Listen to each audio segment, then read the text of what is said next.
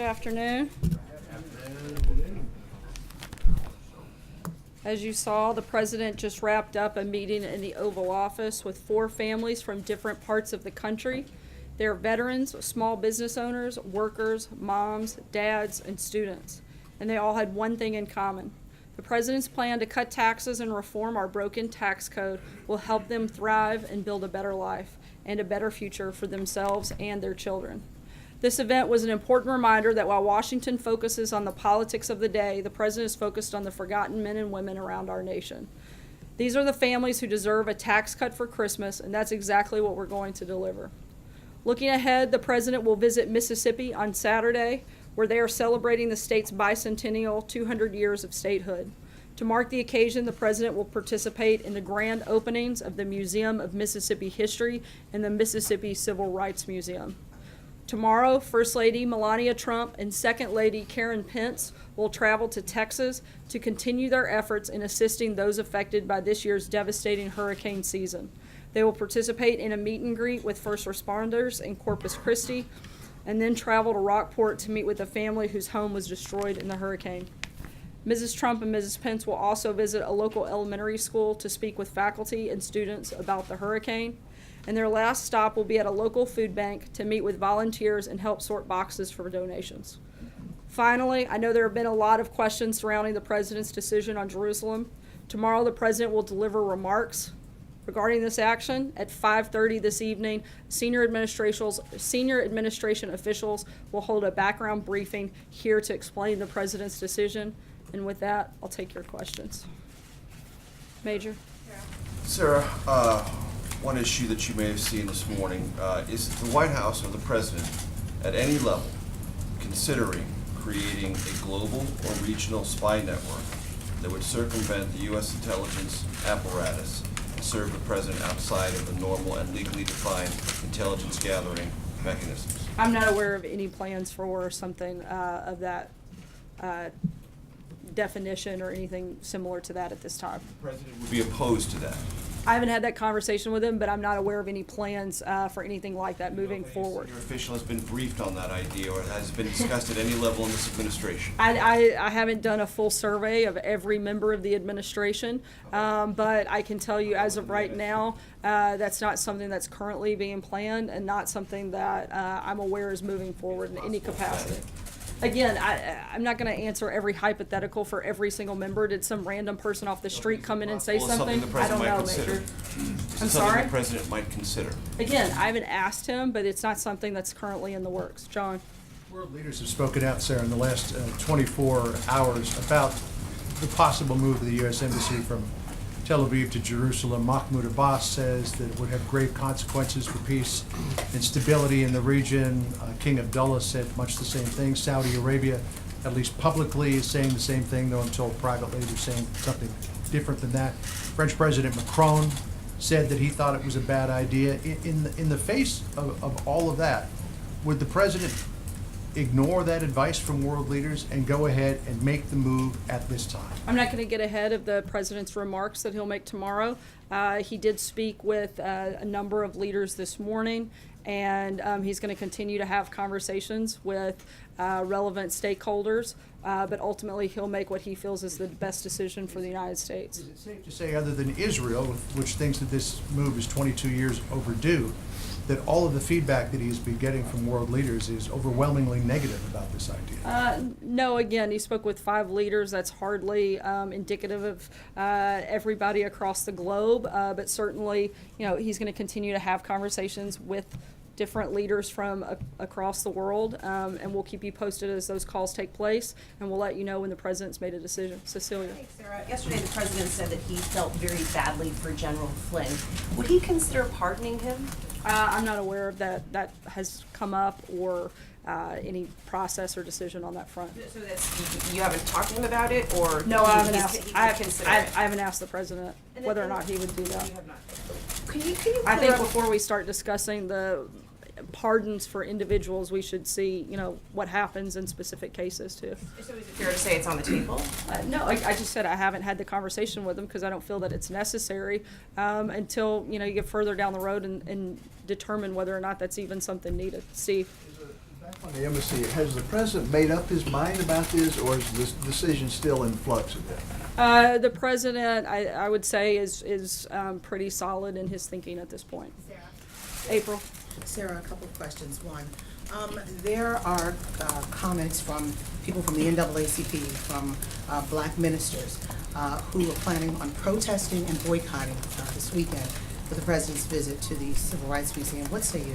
I think that would be honestly very sad. I think this is something that should bring the country together to celebrate the opening of this museum and highlighting civil rights movement and the progress that we've made. And I would hope that those individuals would join in that celebration instead of protesting it. However, they have every right to protest it. Jordan? It's an insult that he's coming as we've had issues of Charlottesville, the back and forth. The president couldn't get his statement straight on Charlottesville. I think he got his statement very clear when he condemned all forms of racism, bigotry, and violence. There's no gray area there, and I think he made it very clear what his position is. Jordan?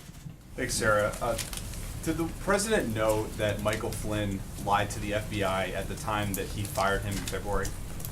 Look, the president knew that he lied to the vice president, and that was the reason for his firing. Matthew? I have a follow-up.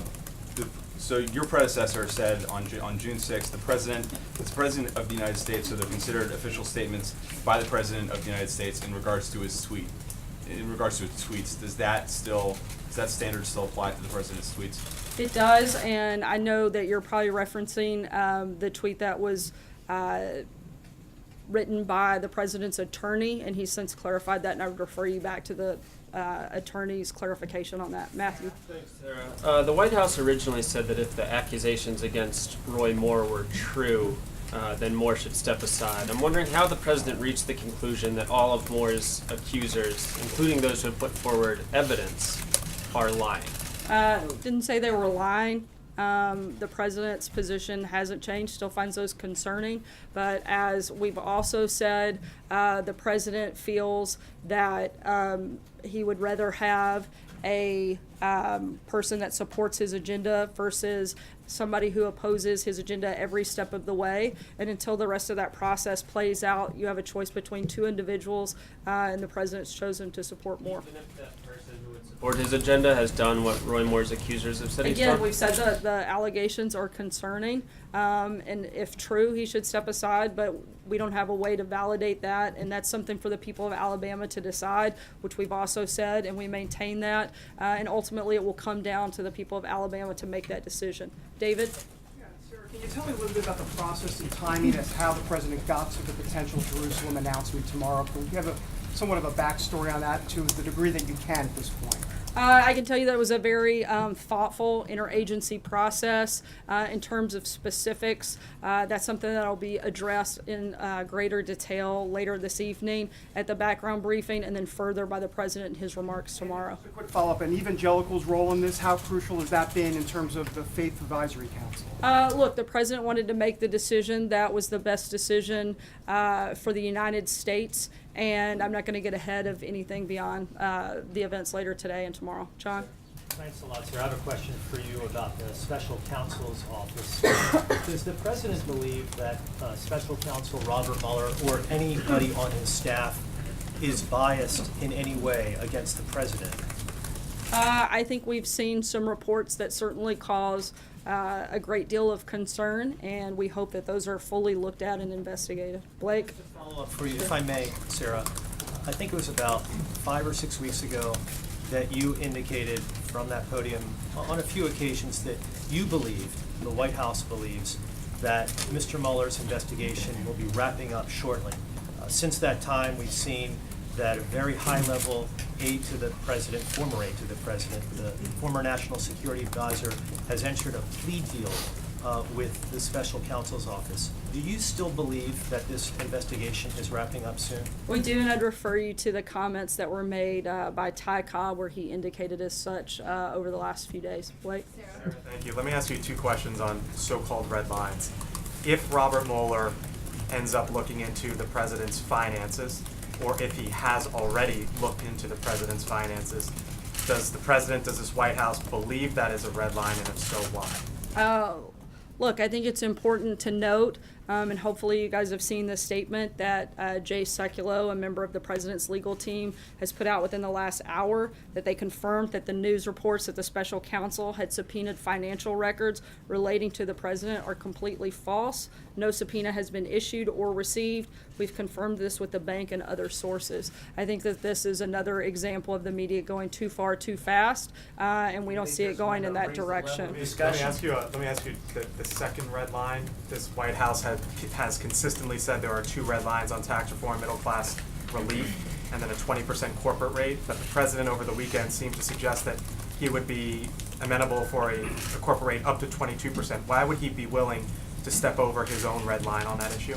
Look, the president said I guess maybe a couple of hours ago that we're firm and we feel strongly about the 20%, and we're very excited about the progress we've made on that front, and think that we'll get there on both sides in the House and the Senate. Mike? Sara? So two quick things. One, does the president believe, as the lawyer from the Solicitor General's office said at the court today, that a baker could put a sign in his window saying, "We don't bake cakes for gay weddings," and that would be legal? I'm sorry, could you say the first part of that question again? My cough kind of drowned you out. So the Solicitor General, the lawyer from the Solicitor General's office for the administration, said today in court, in the Supreme Court, that it would be legal, it would be possible for a baker to put a sign in his window saying, quote, "We don't bake cakes for gay weddings." Does the president agree that that would be okay? The president certainly supports religious liberty, and that's something that he talked about during the campaign, has since upheld since taking office. And that would I believe that would include that. Okay, and one other question just on Russia, but not one that you would expect. What does the president think of the decision to ban Russian athletes from the Olympics in 2018? I haven't had the ability to speak with him directly about that decision since it was made here earlier today, but I'll certainly be happy to talk to him and follow up with you on that. Catherine. Sara, House Republican leaders had to push back a vote in a short-term budget bill this week to avert a shutdown. Does the White House think that a shutdown is a possibility? It's always a possibility, but it's certainly not what we hope for.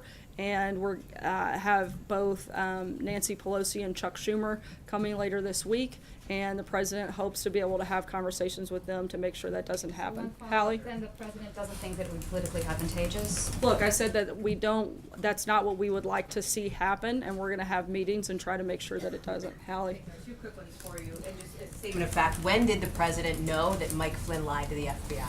As I said earlier, I referred you back to John Dowd's clarification, and I would. I'm asking for a date. When did he find out? Was it when the announcement was made Friday? Was it prior to that? Again, I'm not aware of those specifics, but I would refer you to John Dowd for that specific question. Dowd has been I would actually unresponsive refer to you to John Dowd on that specific question, since it's a question legal too, matter. but I just want to I'm make not a allowed to weigh into. No problem. The point to you have weighed in on other special counsel matters before, and it's just a statement of fact of when, during the administration, what day the president discovered this lie issue. And I'm telling you as a statement of fact that you should contact John Dowd. Doesn't seem that hard. Stephen. Questions on Roy Moore. Sara, you said just a minute ago that the president would want somebody in the Senate who supports his agenda versus one who does not. Excuse me, and I just want to clarify here then, is it the White House's position then, sort of formally here, that it is worse to have a Democrat in that Senate seat than somebody who is accused of sexually abusing a teen girl? Look, as I said, we find the allegations to be troubling. And why did the president endorse? Look, I think that those are different things in terms of we aren't going to be the ones to determine that process. That's for the people of Alabama to determine what those things come down on. He does want people that support his agenda. He's not going to obviously support a Democrat. And I think if that's our standard, then we need to look at a number of members of Congress that have had allegations brought against them that are still in office. Stephen. Thanks, Sara. I do want to nail something down with respect to John Dowd and what he's been telling us in the last couple of days. He's argued that the president cannot be charged with obstruction of justice because he is the chief law enforcement officer in the country. That's his opinion. Does the White House share that opinion? Has the White House counsel's office looked into this question? Does it share that perspective? Look, I'm not going to get into a back and forth on legal theories, but I can tell you, as the president has said, there's no collusion, there's no obstruction, and that we're confident that the facts will show that when this is wrapped up. What do you Jim? think of the whole notion of obstruction of justice, though? I mean, it's been discussed in the last couple of days. A lot of people have been talking about it. What do you think about it? I'm not an attorney, and as far as I know, only John Decker in the room is. And so, if you want to ask him legal questions, you certainly can. I don't know if he'll answer them, but that's as far as I'm going to go on that. Jim. I'm not an attorney either. Let me ask you about. I know, that's why I didn't call you out. Thank you, I appreciate that. This decision on Jerusalem, is the president concerned that there could be violence as a result of recognizing Jerusalem as the capital of Israel? Has that been looked at by this White House? A number of things have been looked at that have been weighed into the president's decision, but as I said a few minutes ago, I'm not going to get ahead of his remarks, and we'll be certainly happy to address those at a later time. On Roy Moore, just very quickly, the folks got a couple of questions. Isn't there a moral decision that you're making here?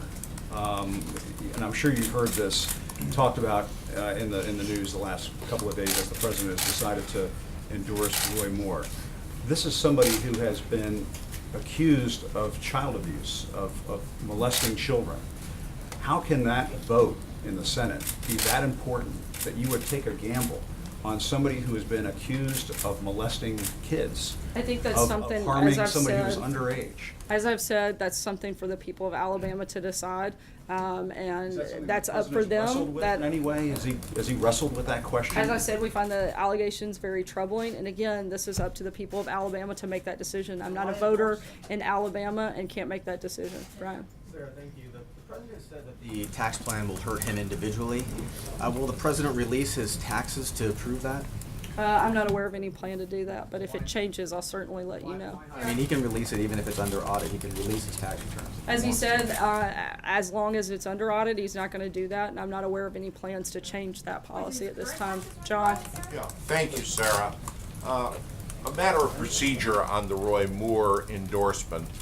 Did the president have any conversations with Chairman McDaniel of the RNC after he made his position known, or did he talk to State Chairman Latham in Alabama, or any of the players involved in the Republican National Committee before they decided to get back in the race and support Roy Moore? I know there have been conversations between administration officials and the RNC and supported that move, but legally I can't, because of the Hatch Act, go much further beyond that. You can't say who the officials are. I know that there were multiple conversations. I'm not aware if the president spoke specifically with the chairwoman. I'd have to check on that and let you know, but I do know the administration supported the RNC's decision. However, I can't go any further than that at this time. Hunter? Thank you, Sarah. Given the president's endorsement, does he agree with Roy Moore that Muslims should not be allowed to serve in Congress? I haven't asked him about a past statement from Roy Moore. But, I mean, you're saying that their agendas are kind of in lockstep. I'm saying he Does that go supports both the ways? president's agenda. The president doesn't necessarily support everything of Moore's agenda. Amen. Thanks, Sarah. Does the president expect Deutsche Bank or any financial institutions to cooperate with requests for documents from U.S. law enforcement if they get them? As I said a few minutes ago, Jay Sekulow, a member of the president's legal team, put out that Message to the financial institutions themselves, if they get a request, should they comply with that?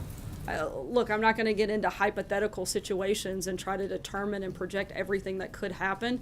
We know that it hasn't happened up until this point, and that the reports out were totally false. And again, the media got ahead of their skis a little bit on pushing and driving that story that wasn't true. Brian? Just to follow up on one more a bit. Are you saying that, you're saying let the people decide, but this administration has endorsed Roy Moore? Why endorse him if you want the people to decide? You're influencing the decision by endorsing him. And secondly, are you saying that no matter who runs as a member of the GOP, it's okay as long as you are in lockstep with the president and vote the way he wants? Once again, I'm not going to get into every person that could or couldn't run for office down the line. Hold on, I'm going to finish answering the question if you'll allow me to. I'm not going to address, you asked, the end of your question was every person that runs for office. One, I'm not going to weigh into because I don't know who may run for office. But what I can say, the president made that decision. And he decided that it was better to have somebody that supports his agenda than a Democrat that doesn't. Again, it's still up to the people of Alabama to decide. They're ultimately the only ones that can vote in that election. See what happens. Last question, Dave. Thanks, Sarah. The administration reported today that illegal border crossings have dropped to a 45-year low. Does that lessen the urgency as we're getting down to spending decisions here about whether to go forward with building the wall in this budget?